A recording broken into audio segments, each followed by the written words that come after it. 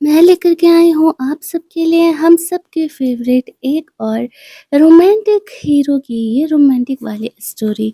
आप सबके लिए मेरा एक सवाल है कि क्या कैजुअल रिलेशनशिप कभी सीरियस हो सकता है, क्योंकि कहानी कुछ इसी थीम पर बेस है। कहानी के स्टार्टिंग में हम लोग ध्यान और एनी को रोमांस करते हुए देखते हैं। कहानी यहाँ से कुछ टाइम पहले फ्लैशबैक में जाती है, जब एनी को कुछ गुंडे लोग परेशान कर रहे होते हैं। एक्चुअल में उसके पास पैसे नहीं थे, उसने अपनी मॉम के ट्रीटमेंट के लिए कुछ ब्लैक मार्केट से पैसे उधार लिए थे और समय पर ना चुका पाने की वजह से वो गुंडे लोग एनी के पीछे पड़े हुए थे। एनी को बदतमीजी कर रहे होते हैं और वो खुद की जान बचाते हुए वहां से निकलने का कोशिश कर रही थी। एनी का उन गुंडों से कहना था कि वो लोग उसे कुछ समय दे दें और एनी उनके पैसे लौटा देगी, लेकिन वो गुंडे लोग कहते हैं कि नहीं, बहुत हो गया। अगर तुम पैसे नहीं दे पा रही हो तो तुम्हें हमारे साथ नाइट स्पेंड करना पड़ेगा, वरना हम आज तुम्हें जाने नहीं देंगे। एनी पेपर स्प्रे उनके ऊपर स्प्रे करके जैसे तैसे करके वहां से निकल रही होती है और वो गुंडों का ग्रुप एनी के पीछे पड़ा था। एनी भागते भागते मेन रोड पर आ रही होती है और वहां हमें हमारे हीरो की एंट्री यानी कि तियान की एंट्री दिखाई देती है। ये दोनों एक दूसरे से पूरे तरीके से स्ट्रेंजर थे। रियान का कार रुका हुआ था, वो अपने लिए गेट ओपन करता है। तभी एनी दौड़ते हुए उन गुंडों से बचते हुए उस कार के अंदर जा कर के बैठ जाती है। रियान ये देख कर के सोचता है कि ये लड़की कौन है, और फिर वो भी उसके पीछे पीछे कार में चले जाता है। वो गुंडे लोग अभी थोड़ा पीछे थे तो वो लोग ये नहीं देख पाते हैं कि एनी कहाँ गई।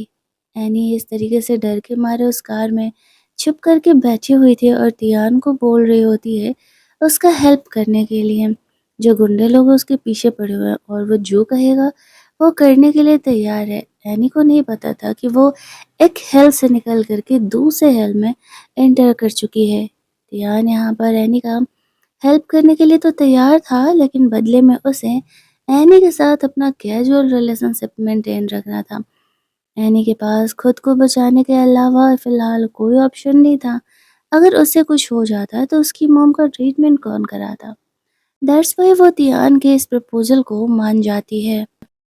इस बात को 3 साल बीत जाते हैं। तियान और एनी कैजुअल रिलेशनशिप में थे। तियान ने एनी को अपना एक विला दे दिया था जिसमें कि वो दोनों रहा करते थे। आज वापस से तियान एनी को मिलने के लिए आता है और वही कहानी की शुरुआत में हमें इन दोनों को रोमांस करते हुए दिखाया जाता है। आज एनी कहती है कि मेरा कॉन्ट्रैक्ट आज तुमसे ख़त्म हो रहा है। हमने 3 इयर्स का कॉन्ट्रैक्ट साइन किया था और अब हमारा रिलेशनशिप यहीं पर एंड होता है। तियान उसे कहता है कि क्या ज़रूरत है, सब सही तो चल रहा है और ऐसे ही चलने देते हैं। तियान की मॉम के ट्रीटमेंट के एनी के मॉम के ट्रीटमेंट के लिए तियान ने पैसे वैसे भी दिए थे, लेकिन एनी कहती है कि नहीं, एक्चुअल में मैं ऐसा नहीं कर सकती, क्योंकि अब मेरी मॉम की तबीयत डे बाय डे ख़राब होती जा रही है और मैं इस रिलेशनशिप में फँस के नहीं रह सकती। वैसे भी हमारा ये कैजुअल रिलेशनशिप का जो कॉन्ट्रैक्ट था वो ख़त्म होने वाला है। बेहतर है कि हम हमारे लाइफ में वापस लौट जाते हैं। तियान को नहीं पता था कि इन 3 सालों में एनी को तियान से प्यार हो गया है। उसके साइड से बस ये कैजुअल रिलेशनशिप नहीं है। वैसे भी लड़कियां बहुत ही इमोशनल होती हैं और जल्दी ही किसी से अटैच हो जाती हैं, तब यही प्रॉब्लम एनी के साथ हुआ था। बट वो जानती है कि वो पूरी ज़िंदगी किसी की कैन रही, किसी की केस्ड बर्ड बन करके तो नहीं रह सकती। वो भी प्यार डिज़र्व करती है और उसे ये भी पता था कि तियान उसे वो प्यार कभी नहीं दे सकता, क्योंकि इस रिलेशनशिप की शुरुआत ही उस अजीब रिश्ते से, उस कॉन्ट्रैक्ट से हुआ था। 3 साल तक एनी के साथ रहने के बाद भी तियान ऐसे शो कर रहा था जैसे कि उसे फ़र्क ही नहीं पड़ता है। जब एनी ने ये रिलेशनशिप डिसकंटिन्यू करने के बारे में बोला तो वो दोनों एक दूसरे के साथ इतने कैजुअल थे कि किसी को किसी की फीलिंग की फ़िक्र ही नहीं थी। तियान वैसे तो एनी का केयर किया करता था, लेकिन बस वो ह्यूमैनिटी के लिए करता था, ना कि इसलिए कि वो एनी को प्यार करता था। बस जानना इस कहानी में ये है कि एनी से अलग होने के बाद उसे इस बात का एहसास होगा, या फिर क्या सच में उसके मन में एनी के लिए फीलिंग है, या बस वो सच में एनी के साथ एक कैजुअल रिलेशनशिप में है।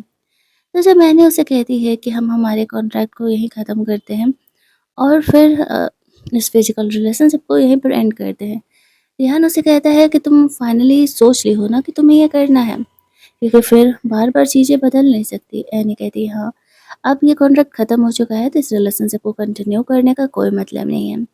अगर वो कुछ देर और तियान के साथ रही तो शायद उसे उससे और ज़्यादा वाला प्यार हो जाएगा। इसी वजह से वो समय होते ही वो रिलेशनशिप खत्म कर लेना चाहती है। तियान कहता है ठीक है, जैसी तुम्हारी मर्ज़ी। तुम्हारे लिए मेरे लाइफ के दरवाजे हमेशा ओपन हैं। तुम जब चाहो आ सकती हो। एनी को एक स्टेबल रिलेशनशिप, एक प्यार, एक स्टेटस, एक रिलेशनशिप का नाम चाहिए था जो कि तियान उसे कभी देने के बारे में सोचता भी नहीं था।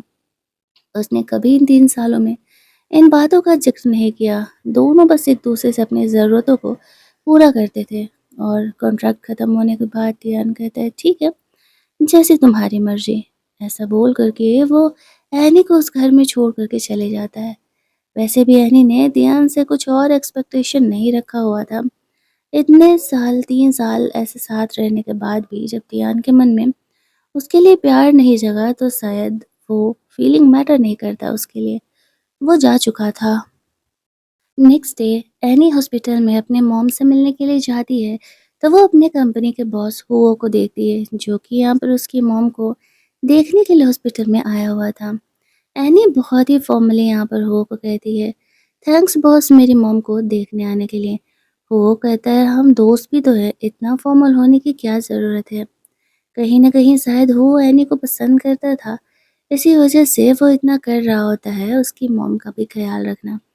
लेकिन एनी फ़िलहाल अभी-अभी एक रिलेशनशिप से निकली थी और वो यूँ ही किसी और के साथ ऐसे होने के बारे में नहीं सोच सकती थी। इसीलिए वो हुओ की फीलिंग को समझने के बावजूद भी उसके साथ एक प्रॉपर डिस्टेंस मेंटेन रख रही है। काम करना उसका ज़रूरी है, इसीलिए वो जॉब तो छोड़ नहीं सकती है। वो बोलता है कि मैं यहाँ पर तुमसे ऑफ़िस रिलेटेड किसी काम से बात करने के लिए आया हुआ था। एनी ओके बोल देती है और फिर वो उसे कहता है कि चलो कहीं और चल के बात करते हैं।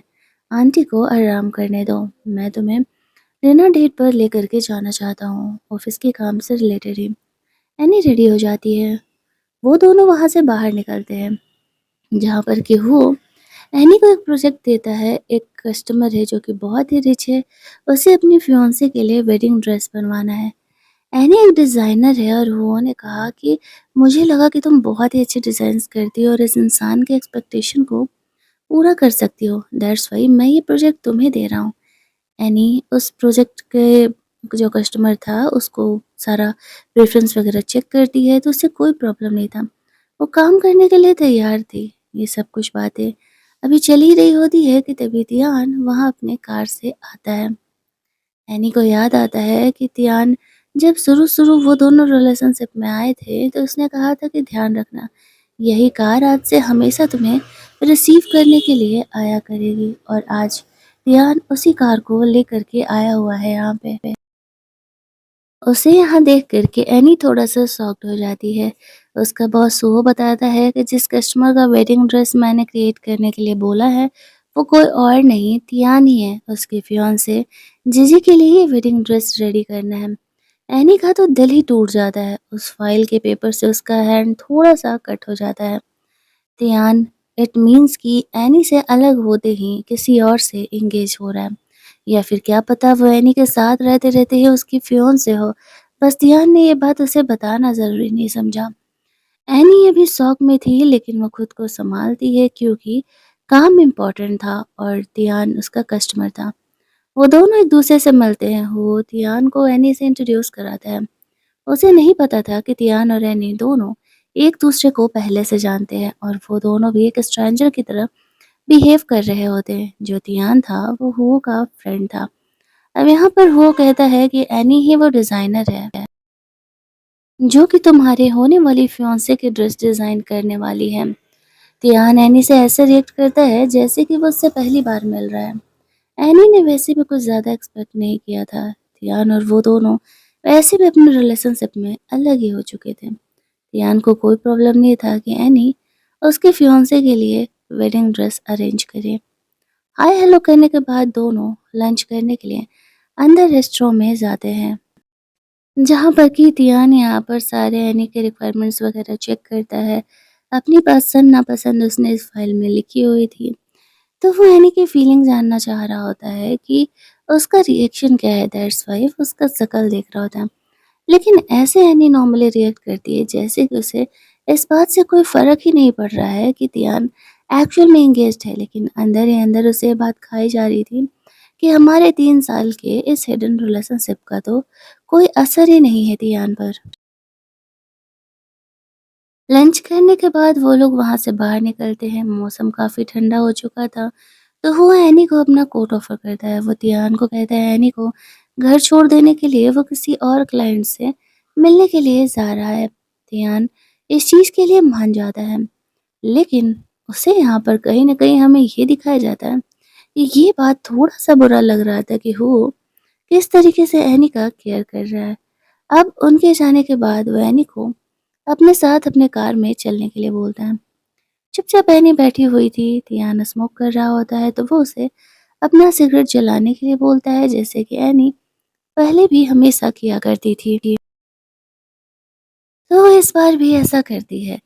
फिर बातों-बातों में तियान यहाँ पर एनी से पूछता है, तो तुमने मुझसे रिलेशनशिप इसलिए तोड़ा क्योंकि तुम्हें एक नया लवर मिल गया था? तुम्हें हुओ के साथ रिलेशनशिप में आना था? एनी कहती है, ऐसा कुछ भी नहीं है। वो सिर्फ़ और सिर्फ़ मेरा बॉस है जिसके साथ कि मैं अपने प्रोजेक्ट पर काम कर रही हूँ, और वैसे भी तुम्हारी खुद की शादी हो रही है, तो फिर तुम इस तरीके से अब मेरे पर्सनल लाइफ़ में इंटरफेयर नहीं करो। अगर मैं किसी के साथ रिलेशनशिप में हूँ भी, तो तुम्हें इस बात से कोई फ़र्क नहीं पड़ना चाहिए। तियाना से कहते हैं, क्यों? तुम्हें जेलस हो रहा है कि मैं एंगेज्ड हूँ? एनी कहती है, नहीं, जेलस होने के लिए रिश्ते का कोई नाम भी होना चाहिए, और हमारे रिलेशन का जब कोई नेम ही नहीं है तो मैं किस हक से इस बात को लेकर के जेलस होंगी कि तुम्हारी एक्चुअल में फियांसे है।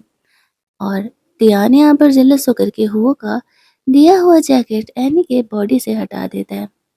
एनी इस बात को फील नहीं कर पाती है कि एक्चुअल में तियान जेलस है, इसी वजह से वो ऐसा कर रहा है। और एनी को किस करने के लिए आगे बढ़ता है तो एनी उसे रोकते हुए कहती है, बेहतर होगा कि हम अपने लाइंस को क्लियर रखें। पहली बात कि अब हमारा कॉन्ट्रैक्ट कैंसल हो चुका है, तो हमारे बीच ऐसा कुछ भी नहीं होने वाला है। और दूसरी बात कि तुम एंगेज्ड हो, और मैं एंगेज लड़कों के साथ कभी भी रिलेशनशिप बनाना पसंद नहीं करती हूँ। वो एनी को अपने साथ कहीं चलने के लिए कहता है। अब एनी का वो फिलहाल यहाँ पर क्लाइंट भी था, तो वो उसे मना भी नहीं कर पाती है। बातों-बातों में ध्यान के पूछने पर एनी बताती है कि अगर वो के साथ रिलेशनशिप में है भी तो कोई प्रॉब्लम नहीं है। उसकी मॉम भी हुआ को पसंद करती है, वो मोस्टली उससे मिलने के लिए आते रहता है, और अगर एक्चुअल में ऐसा कुछ होगा आगे तो उसे कोई दिक्कत नहीं है। तियान फास्ट-फास्ट कार ड्राइव करके लेकर के जा रहा था जहाँ पर यानी के सर में चोट लगता है, लेकिन वो उससे ध्यान नहीं देता। वो लोग घर के पास पहुँचते हैं तो तियान पूछता है कि तुम पहले वाला घर क्यों नहीं यूज़ करती जिसमें हम रहा करते थे? एनी कहती है, क्योंकि वो घर मेरा नहीं है, तो रिलेशन खत्म होने के बाद मैं कैसे रह सकती हूँ वहाँ पे? तियान कहता है कि वो तुम्हारा ही घर तो है, उस पर तुम्हारा ही नाम लिखा हुआ है। एनी कहती है, वो तब तक मेरा था जब तक मैं तुम्हारे साथ रिलेशनशिप में थी, और अब जब रिलेशन ख़त्म हो गया तो फिर मैं उस घर में नहीं रह सकती। मेरे कुछ सामान उस घर में पड़े हुए हैं, मैं जल्दी ही वो घर खाली कर दूँगी। अब तियान इसलिए एनी को ऐसा नहीं कह रहा था, लेकिन एनी जब ये बात बोलती है तो उसे थोड़ा-सा बुरा लगता है। वो तियान को थैंक्स बोलती है उसके घर तक उसे छोड़ने के लिए। एनी ने एक नया फ्लैट रेंट पर ले लिया था, जहाँ पर कि वो अपनी मॉम के साथ अकेले रहा करती थी। बाहर तेज बारिश हो रही थी, तियान एनी को ऐसे छोड़ने के लिए आता है। वो जा रही होती है तो जाने से पहले मुड़ के तियान को ऐसे देखती है जैसे कि उनका रिलेशन यहाँ पर सच में ख़त्म हो रहा, और फिर वो अपने घर में अंदर चली जाती है। तियान को एनी को ऐसे छोड़ कर के जाने का मन नहीं था, पता नहीं क्यों, तो वो वहीं वहीं पर कुछ देर इंतज़ार करने का डिसाइड करता है।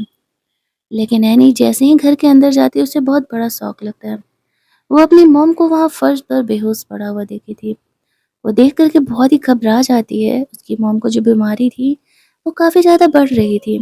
उन्हें ऑपरेशन का सख्त ज़रूरत था। वो जल्दी-जल्दी एम्बुलेंस को कॉल कर रही होती है, लेकिन थैंकफुली धियान वहाँ पर जाता नहीं है, और ना जाने उसके मन में क्या आया था कि वो एक बार जा कर के एनी को घर पर देख ले कि वो ठीक तो है ना।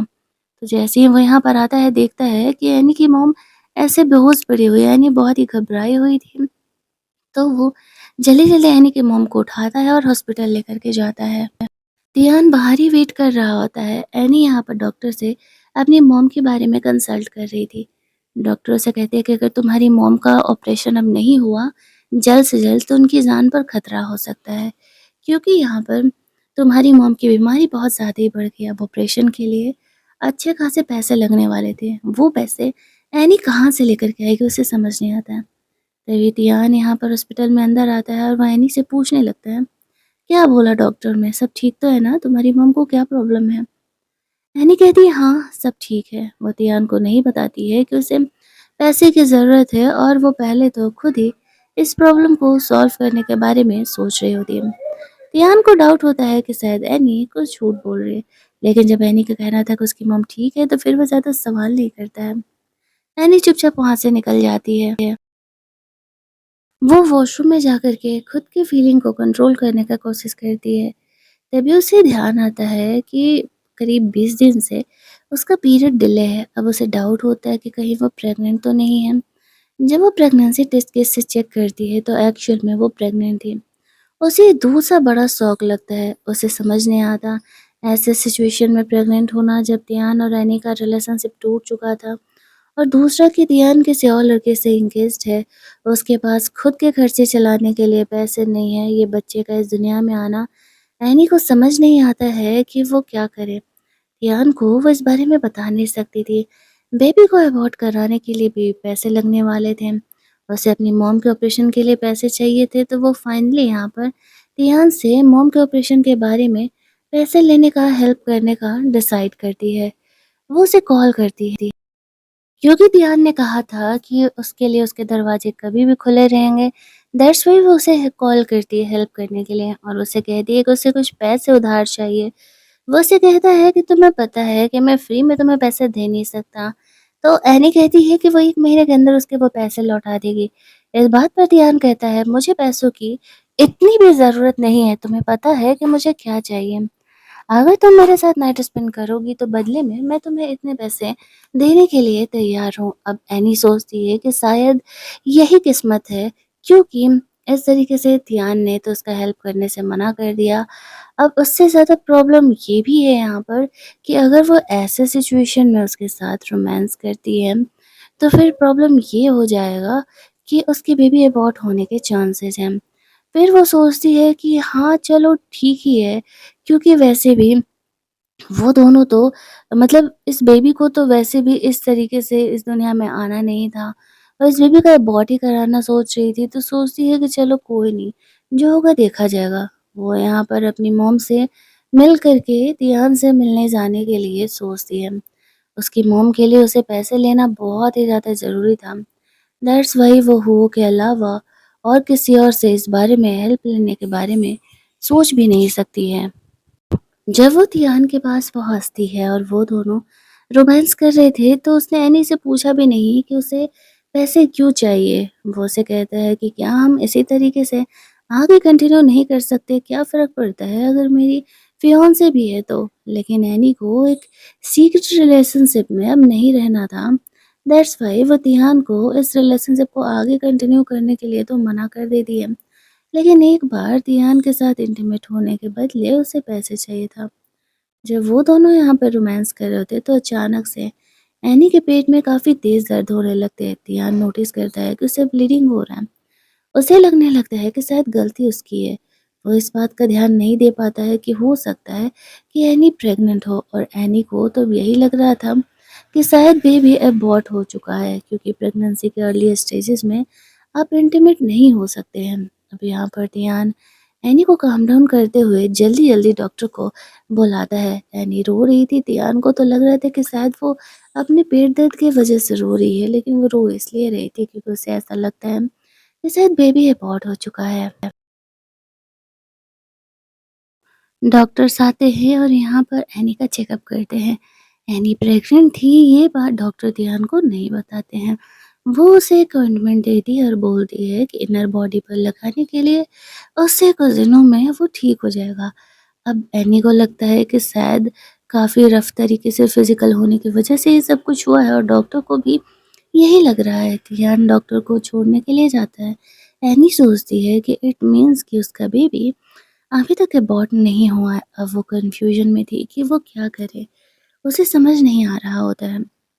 डॉक्टर के जाने के बाद वो मेडिसिन लेकर के वॉशरूम में अकेले ही लगाने के लिए चली जाती है।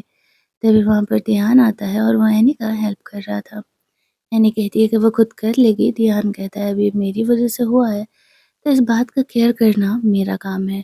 वो एनी का केयर करते हुए मेडिसिन अप्लाई करता है और उसे रेस्ट करने के लिए बोलता है। वो फ्रेशन अप होकर के आ रहा है। फिलहाल आज तो दोबारा वापस से दोनों रोमांस नहीं करने वाले हैं। एनी जब कमरे में थी तब तिहान का फ़ोन बार-बार बज रहा होता है। एनी चेक करती है, उसके फियांसे का कॉल आ रहा था। एनी उसका कॉल इग्नोर करने के बारे में सोच रही होती है, लेकिन तिहान नहा रहा था और बहुत बार उसका कॉल आ रहा होता है। तो फिर एट द एंड एनी सोचती है कि वो उसका फ़ोन उठा कर के बोल देती है कि तिहान वॉशरूम में है, लेकिन जैसे ही वो ऐसा करने जाती है, तिहान वहाँ पर आ जाता है और वो एनी से अपना फ़ोन ले लेता है। एनी को वो शक की नज़रों से घूर रहा होता है। एनी कहती है डोंट वरी, मैं इतनी भी गिरी हुई नहीं हूँ कि तुम्हारे और तुम्हारे फियांसे के बीच में रिलेशन ख़राब करने के लिए कुछ ऐसा करूँ। तियान बिना कुछ बोले कमरे से बाहर निकल जाता है। एनी को लगता है कि वो उसे इतना बुरा समझ रहा है कि वो उसका और जीजी का रिलेशनशिप तोड़ना चाहती है और वो मन ही मन डिसाइड कर लेती है कि वो तियान के बेबी को अबॉर्ट कराएगी। इसी बारे में सोचते हुए वो अगले दिन हॉस्पिटल पहुँच जाती है। हॉस्पिटल पर वो अबॉर्शन का अपॉइंटमेंट वगैरह लेती है और सोचती है कि शायद इस बच्चे का इस दुनिया में आना फ़िलहाल पॉसिबल नहीं है। यही सोचते हुए वो वहाँ से अपना रिपोर्ट वगैरह लेकर के निकल रही थी, तभी ध्यान और उसका बॉस वो दोनों ही वहाँ पर उससे मिल जाते हैं। वो दोनों एनी को इस डिपार्टमेंट से निकलता हुआ देख करके पूछने लगते हैं कि क्या हुआ, सब सही है ना? वो एनी के पास जाता है और पूछता है क्या हुआ, कोई प्रॉब्लम है क्या? एनी कहती है कि नहीं, वो यहाँ पर गायनो से मिलने के लिए आई थी क्योंकि उसे उसका मेंटल स्टेट थोड़ा-सा सही नहीं लग रहा था और उसे लेडी डॉक्टर से मिलना ज़्यादा सही लगा। तो फिर वो दोनों उसकी बात का ट्रस्ट कर लेते हैं। एनी पूछती है कि वो यहाँ क्या कर रहा है, तो वो कहता है कि वो अपने फ्रेंड को यहाँ पे चेकअप कराने के लिए लेकर के आया हुआ था। उसका एंगेजमेंट होने वाला है ना, तो फुल बॉडी चेकअप यहाँ पर दियान का हो रहा है। एनी उन्हें कुछ नहीं बोलती है और फिर वो दोनों भी अपने डॉक्टर के पास अपॉइंटमेंट के लिए चले जाते हैं। एनी खुद को काम डाउन करने के लिए वॉशरूम में जाती है तो दियान उसके पीछे-पीछे आ जाता है। अब वो एनी से पूछ रहा होता है, मुझे ऐसा क्यों लग रहा है कि तुम प्रेग्नेंट हो? तुम्हारा इस तरीके से लेडी डॉक्टर से मिलने आना, कल रोमांस करते समय ब्लीडिंग होना। एनी कहती है ये कैसे पॉसिबल हो सकता है कि मैं प्रेग्नेंट हूँ? और अगर होती भी तो बेबी अब तक अबॉर्ट हो चुका होता। कल रात सब कुछ इतना इंटेंस था कि उसके बाद तो बेबी का कंसीव रहना पॉसिबल नहीं है। तियान को ये पॉइंट भी सही लगता है। जब वो एनी को पीछे से आकर के ऐसे हग किया था तो एनी घबरा करके उसे थप्पड़ मार दी थी। तो फिर वो तियान को सॉरी बोलती है। तियान उसे आगे बढ़ के किस करता है, लेकिन एनी उसे ऐसा करने से मना कर देती है कि कहते हो कि अब तुम एंगेज्ड हो और देखो ये सब कुछ मत करो तो बेहतर होगा। तियान कहता है लेकिन एक बार का शर्त हमारा बाकी है, तभी तुम्हें वो पैसे मिलने वाले हैं। एनी उस चीज़ के लिए मना नहीं करती है, लेकिन वो इस तरीके का रिलेशनशिप अब आगे कंटिन्यू नहीं कर सकती है। तियान वहाँ से बाहर निकलता है। बाहर वो उसका इंतज़ार कर रहा था। वो उससे पूछता है, अरे तुम्हें थप्पड़ किसने मारा? खुशी से लड़ाई करके आए हो क्या?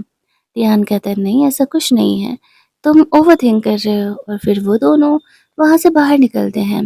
वो को नहीं पता था कि वो तियान अभी एनी से मिल कर के आ रहा है। सीन कट होता है। दूसरे सीन में हम लोग एनी को ऑफिस में देखते हैं, जहाँ पर कि जो ऑफिस की कुछ लड़कियाँ थी वो आपस में गॉसिप कर रहे होते हैं।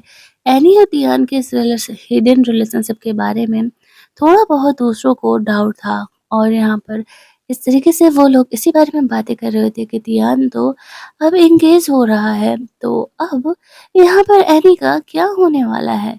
वो लोग उसकी बुराई कर रहे होते हैं कि एक्चुअल में वो तो उसके साथ ऐसे हिडन रिलेशनशिप में थी और अब तो उसका रिलेशन टूटने वाला है।